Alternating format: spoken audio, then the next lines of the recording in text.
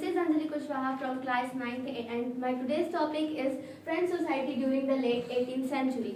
In 1774, Louis XVI from Bourbon family, king throne ascended and he became king of France at the age of 20 years.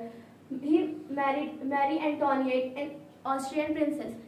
1774 में जो Louis 16 थे वो एक Prince थे जिनको ascent किया गया, उनको आगे बढ़ा के फ्रांस का किंग बनाया गया at the age of 20 year. वो बर्बन फैमिली से बिलोंग करते थे। उसके बाद उनकी 20 ईयर्स में ही ऑस्ट्रियन प्रिंसेस मैरी एंटोनिएट से शादी हुई। मैरी एंटोनिएट से शादी होने के बाद उन्हें पता चला कि जब वो किंग बन गए हैं तो उनकी ट्रेजरी खाली, empty treasury. This treasury was empty because of court war. ये एम्प्टी हुई ट्रेजरी कोर्ट वॉर की वजह से, क्योंकि फ्रांस ने हेल्प किया था 13 अमेरिकन कॉलोनीज को, क्योंकि उन दोनों की, फ्रांस और अमेरिका दोनों के कॉमन एनिमी थे ब्रिटेन को हेल्प करते टाइम उन्होंने कोर्ट वॉर किया, उस वजह से उनकी ट्रेजरी एम्प्टी हो गई। इसलिए उन्होंने लोन लिया। They took loan of 2 billion livres to meet expenses such as court supplies, food stuff, etc.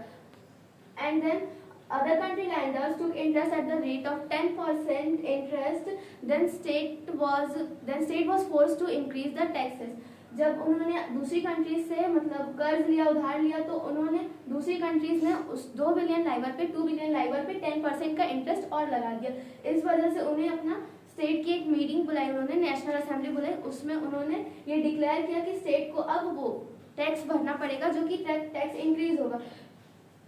और ये जो टैक्स था वो 3 स्टेट थे, फ्रेंच सोसाइटी था वो 3 स्टेट्स में डिवाइडेड था। First state clergy, second nobility and third state big businessman, merchants, court official etcetera और small peasant, landless, labour etcetera. ये जो 2 स्टेट थे क्लर्जी और नोबिलिटी, इनको सर्टेन प्रिविलेजेस मिलती थी बाय बर्थ। ये सब अपना बाय बर्थ एंजॉय कर सकते थे। क्लर्जी 60% लैंड ओन करते थे, 60% लैंड अपने पास था उनके।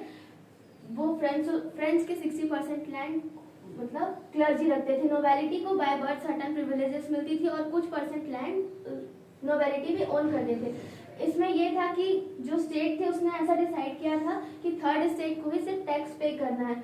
फर्स्ट स्टेट और सेकंड स्टेट को सर्टेन प्रिविलेजेस इसीलिए मिल रहे हैं जिसको कहते हैं फ्यूडल प्रिविलेज। फ्यूडल प्रिविलेज के बाद इसमें इनको the most important was they didn't pay taxes to the state. Then third state था। थर्ड स्टेट में ये लोग big businessman, merchant, court official etcetera, peasant and artisan, small peasant, landless, labour etcetera, ये सब लोग काम करते थे इनके अगेंस्ट, क्लर्जी के लिए और नोबिलिटी के लिए काम करते थे।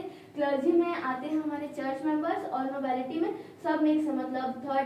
थर्ड स्टेट के जो रिच मेंबर थे वो भी नोबिलिटी में आते थे, क्लर्जी के जो रिच मेंबर थे वो भी नोबिलिटी में आते थे।